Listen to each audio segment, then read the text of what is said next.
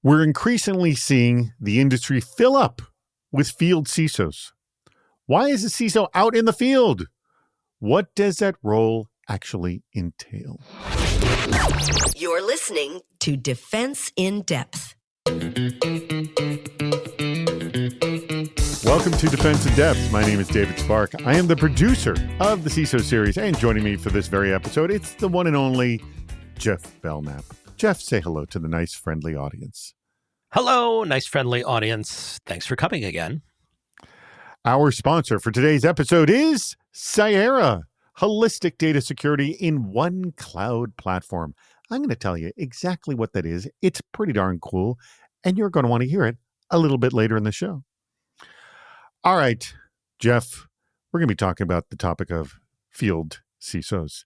What does this actually mean? Because this is bizarrely a hot topic in this space. Is this an advisory role, or does it align more closely with sales engineering? Gotti Everin, who's a CISO over at Gnostic, he wondered on LinkedIn, why are so many security peers moving into these roles as if they warrant the CISO title? So there's a question about that. And who are these people? What does the role entail? Is the same thing as a regular CISO? What's your take on this? My take on this has evolved, but I'm still firmly in the camp of we shouldn't be using the CISO component of the title unless the person has operational responsibility and accountability for security at their organization. Now, that being said, I think I personally only get kind of worked up when the title is sort of intentionally ambiguous about what the responsibilities of this person are. But like many of my peers, I have a deep respect for a lot of people that are carrying various different titles. Some of them have CISO worked into them. And I think, honestly, this is something that our industry needs to work on a little bit. It does get confusing, but it is not an immediate flag that this person is incompetent or otherwise does not have something to share. That is a good point to make right there. We're going to delve into it. And actually, the person that is joining us originally did this job. He claims he never actually had the title, but we're going to delve more into that. I'm very excited to have him on. I got to meet him in person, actually, at a live show we did in Silicon Valley not too long ago.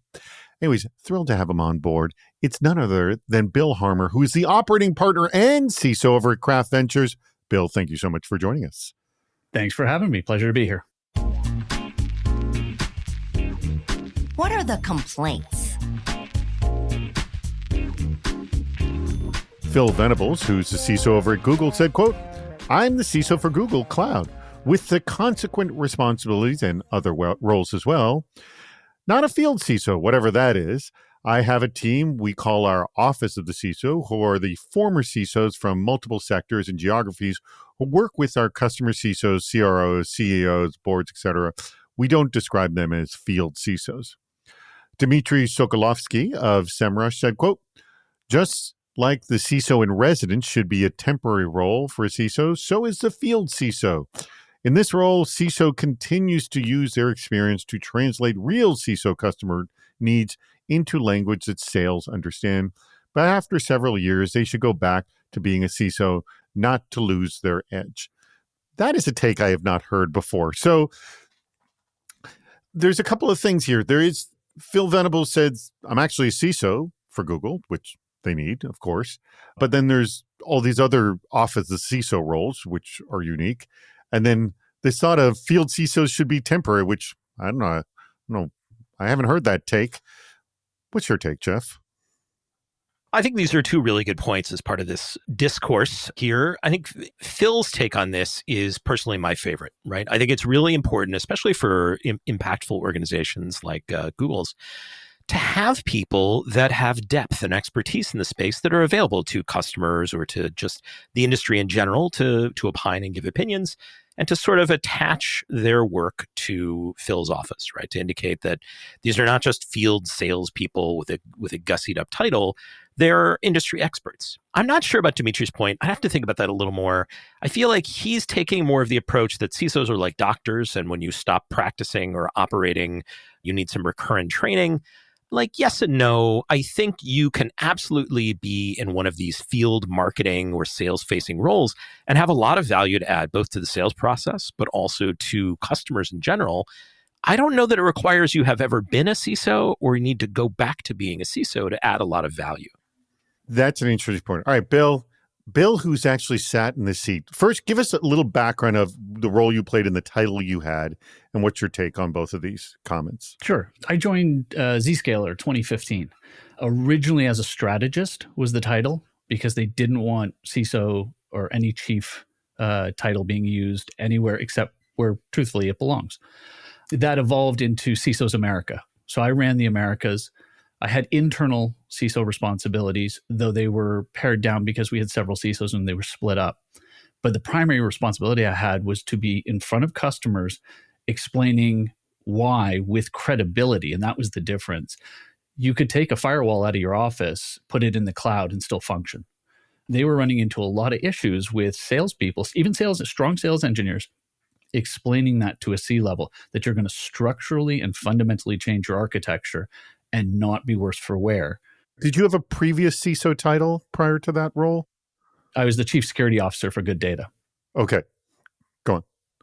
It just became one of those things where I could come in and say, I've sat in the chair, I understand the budget issues, I understand the usability issues, the care and feeding issues, the maintenance issues, all the things that go with hardware. And here's why I think it's a good idea. But there are a lot of caveats to this, right? Treating these like salespeople with commission, sales engineers, that's the difference. They run on what they sell of the product. I had no commission. I did not want a commission. I fought against commissions for me because I needed independence in what I said. And there's a lot of people out there that saw me speak on stage about this, where I would walk them into a Palo Alto shop and say, here's a good sales rep, talk to them. You need Palo, you do not need Zscaler. How did Zscaler feel about that? There have been a couple of incidents where some salespeople have looked at me with complete horror, even in a sales meeting where I told a customer I didn't want them as a customer, because they were going to literally rebuild the same horrible setup they had with Zscaler and they were going to get breached. But they realized that my independence gained some trust with people because I was not selling Zscaler just for the sake of it. I always said, go try Palo, go try Cisco, try whatever you want. I know my product will be better and you'll come back to me, but I see in your architecture, we don't work for you. You need a more on-prem tool or you need a tool we don't have, and you're better to go with a single platform. And they realized we got to sell this stuff honestly, right? If we keep just selling crap, then the CISO title is garbage anyways at that point, and you're just an AE. And that sounds bad to AEs, and I apologize. Well, no. But give me I want a last comment on Dimitri's thing about the field CISO should be a temporary role. What do you think about that suggestion? It should. It really should. I do agree that when you end up in that consultative side where you're not handling day-to-day responsibilities, and there's pressure and urgency that come with the day-to-day responsibilities, you do lose it. It is a much more comfortable, no direct reports, a lot of travel, speaking. I loved it. It was fun. I had a great amount of fun doing it. But I did find internally I was drawn back to becoming a CISO again so that I would not lose the edge of what's changing in the industry. What do most people think it is? And what's the reality? Sanjeev Pradhan of Capita said, quote, field CISO is not a new role, nor is it a downgrade to the existing CISO role. The term more refers to an open door policy in the security world. CISOs are no more confined within the four walls and make and participate in security strategic decisions. They want to step out of their comfort zone and be on the field to understand the challenges faced by everyone in the security arena, present the organization in the open market, and address the queries of every partner, stakeholder, sales, etc. from a security side. The term field CISO looks to be a new door for the security world, which aims to bring more visibility, accountability, accessibility, responsibility, and proactiveness. And Michael J. Levin, Deputy CISO of 3M, said, I've seen the position operate as a sales architecture position for individuals that have had previous CISO operational experience. No responsibility or accountability. Generally, it feels like a non-contract version of a virtual CISO. So some pretty strong opinions on this one. I'll actually start with you, Bill. What do What do you take of these, being that you did this? Well, Michael he's got a point there. That concept that is now popping up all over the place of the vCISO, fractional CISOs that are being hired. It really was a lot like that. How could I come in and talk to another CISO or a CIO around architectural transformation based on products I knew and things I had seen with other customers. So they were getting free consulting out of it. So I think that's really why they were accepting and willing to talk to me and work through those. With Sanjeev, I'm not really sure where he's going with that, simply because it just sounds like I think Field CISO is getting abused now. I think you can hire people who have no CISO experience as Field CISOs, which I think, like anything CISO-esque, it's just being used for security marketing. I guess I'd be careful just in how we start to approach this or continue to use it. Okay. Jeff, your opinion, two very strong opinions here. I'm going to just call out sort of the elephant in the room, which is, as accountability and certainly liability, both personal, criminal, and civil liability, has increased and now is ever present for the CISO role, if I'm the CISO or deputy CISO for a public company, I am pretty nervous if there is somebody else out in the field talking to customers that's carrying some kind of CISO title, if it's unclear what they're responsible for, if they are making claims on behalf of the organization that ultimately the SEC might find that I am liable for. That's a real concern. And I think that's largely where my pushback on the use and overuse of this title comes from. I think if it's very clear that this person is in an advisory role, a consultative role, a field marketing role, whatever that might be, if you're a former CISO now doing consulting, like Duo used to do back in the before time, all that is great. But today, now that things have evolved, there's a real concern here about public statements muddying the waters about what are actual claims of your security program versus, sort of just, we'll say, industry thinking or thought leading. Yeah, I think you're absolutely right. I think, again, the CISO title being pushed around, if you look at some of these organizations that have field CISO orgs inside them, they do not report to the global CISO. They don't even report into the security department or the CIO. They're reporting into user transformation and experience, right? So it's leaning heavily into that field marketing side. And I think that needs to be made very clear with all of the legal aspects that are coming out around the CISO title. In fact, it gets you into that whole question of, are CISOs really CISOs based on where they report in the organization? And so many of them do not have a seat at the table or report to a CEO.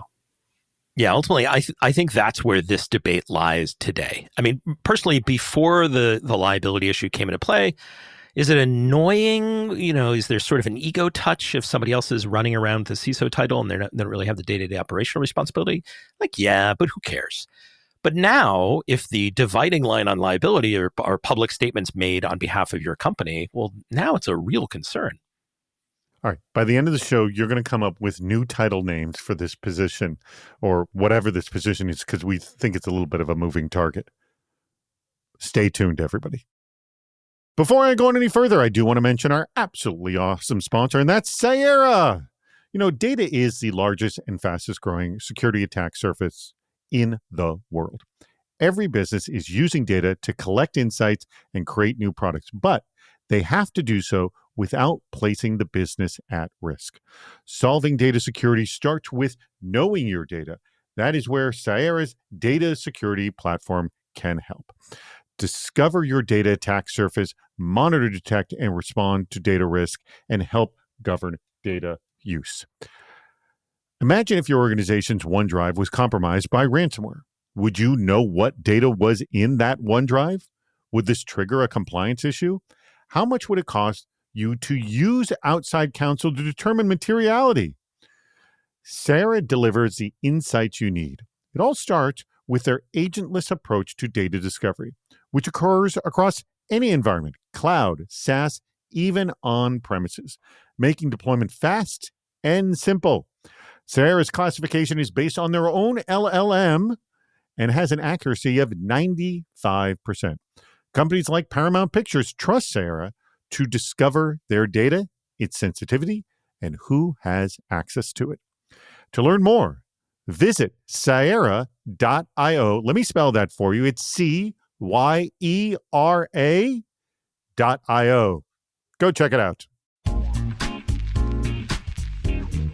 I didn't think of these options.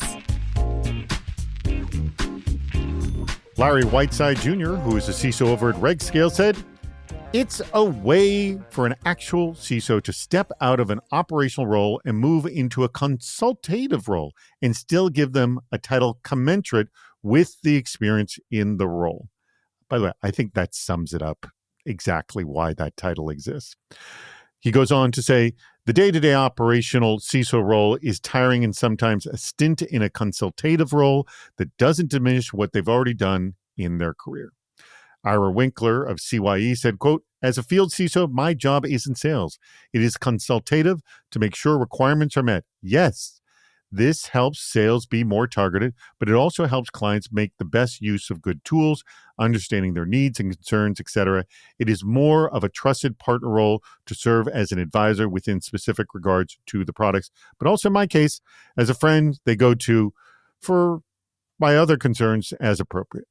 So when I hear field CISO, I hear someone who's been a CISO, knows what it's like to be a CISO. I'm here to help you out with implementation or any questions you may have. What do you think, Bill? That's exactly it. It should really, I disagree that Ira says his job is not sales. Everybody's job is sales, but from a different perspective, right?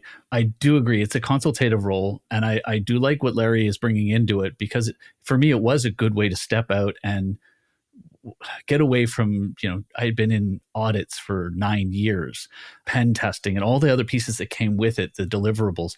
And I could step out and I could approach it from a different side. I could better develop my skills, better develop how I helped my customers and take it on. And I think as I'm starting to think about the future of it, that CISO in residence is a hell of a good way to look at it, because it denotes a separation. You should have a CISO, and then we have a CISO in residence.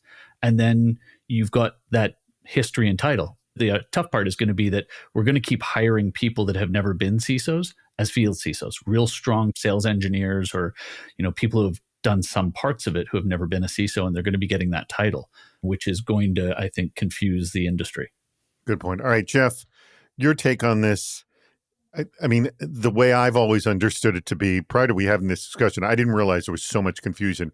I always felt it was just a consultative role for potential or existing customers. I mean, that's really how I've always looked at it. I think my only pushback has been when the line is intentionally, either through omission or through words, blurred between whether they're, really consultative or operational.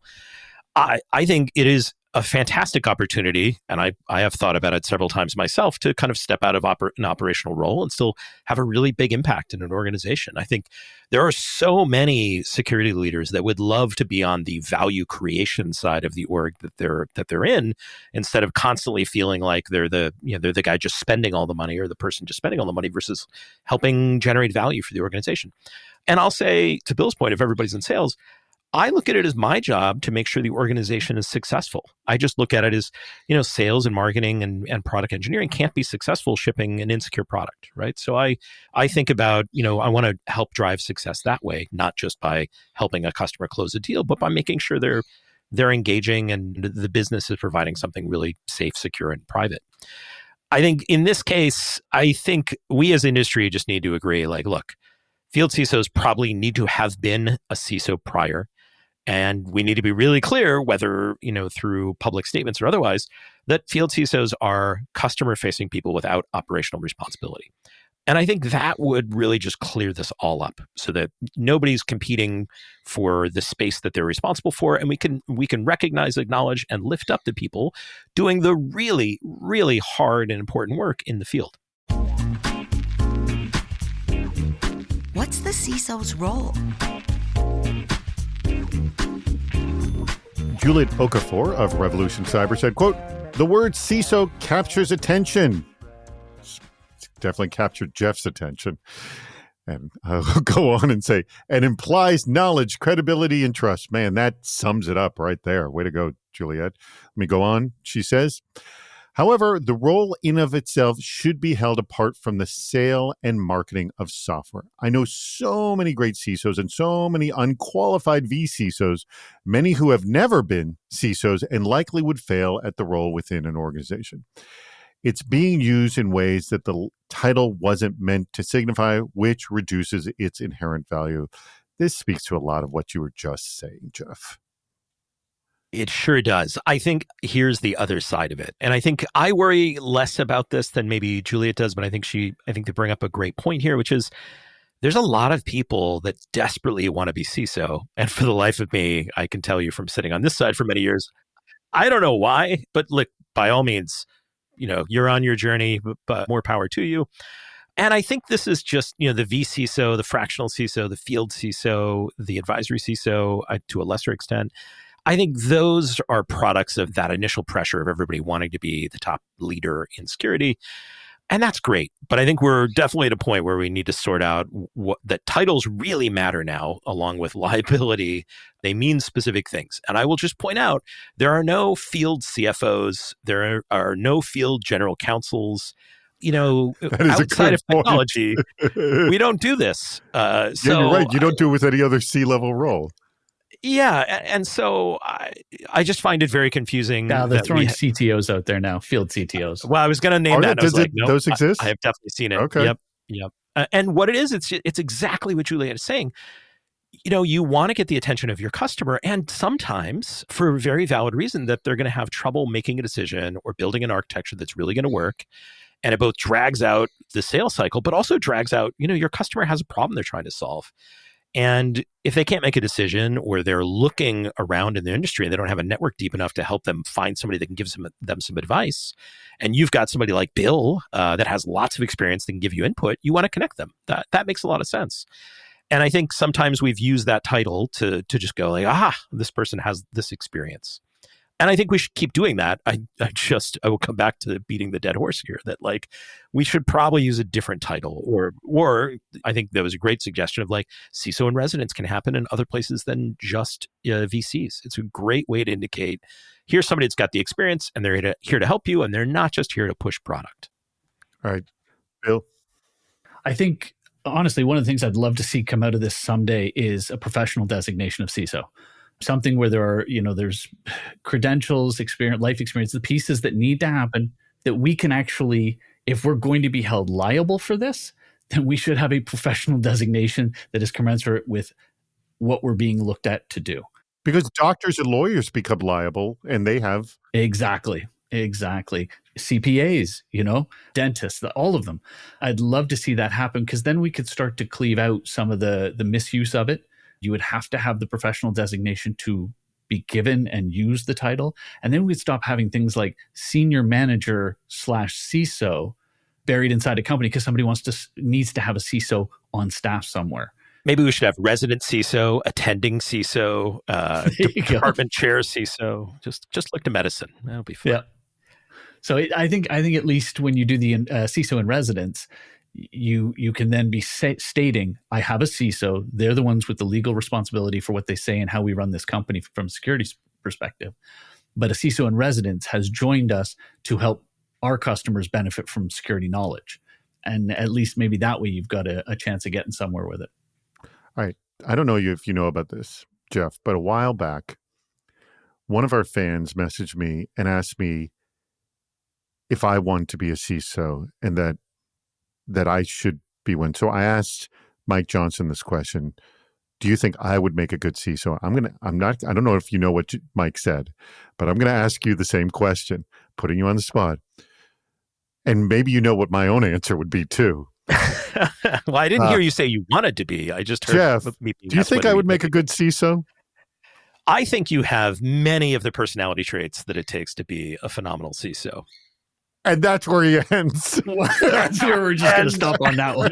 And it stops right there. It says, I want you to know that... wait, let me expand on that without the dramatic pause. I think, a lot of being a CISO, once you sort of put aside understanding the technology and sort of getting depth in those areas, is understanding how a business works, how it makes money, and how it grows and thrives. And it's just being a resilient person that can handle I like to call it chaos, but we'll say a more dynamic, fast-paced environment where things are constantly changing. There's always stress. There's always sort of stuff that happens at the last minute. And I forget what movie it is, but they sort of talk about it like, the world is always a risk. The world is always in need of saving. It's, there's always another problem. And you have to be somebody that can bounce back through that and sort of survive all of this constant stress. And I know with your background in stand-up comedy, I think you know exactly what that's like, where it's a couple of minutes of terror every week, and then you keep going back for it because you just can't get enough. I would not even slightly equate the two. Now, I want you to know that Mike Johnson was not nearly as polite as you. I just want to say the word no couldn't have come out faster from his lips. It came out like a friggin' bullet. Shut up. No way would you be good. I think it'd be great, David. I got to disagree. You're very kind. I want to let everyone know I would be horrible. I would be awful. Just you definitely do not want to hire me as a CISO. God, geez, scares the crap out of me. Now, it's interesting you mentioned that.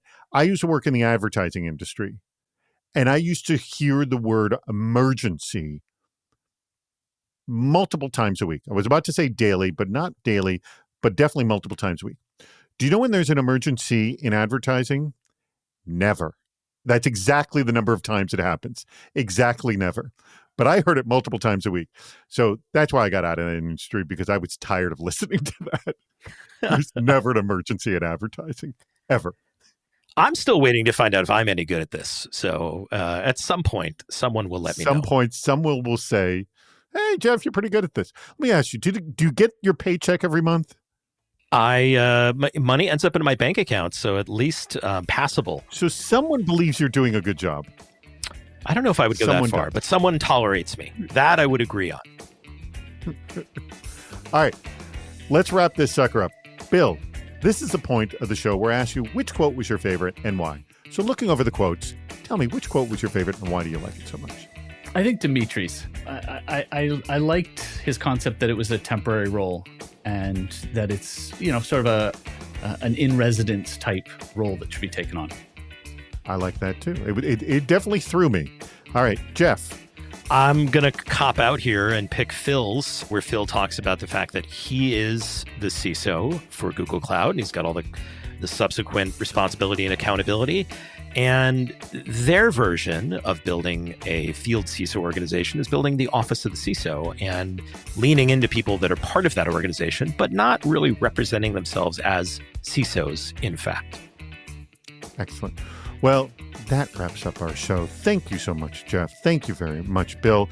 That was Bill Harmer, who is not only the CISO over at Craft Ventures, but also the operating partner as well. He holds 2 titles over there. And neither one is more diminished because the other one is held.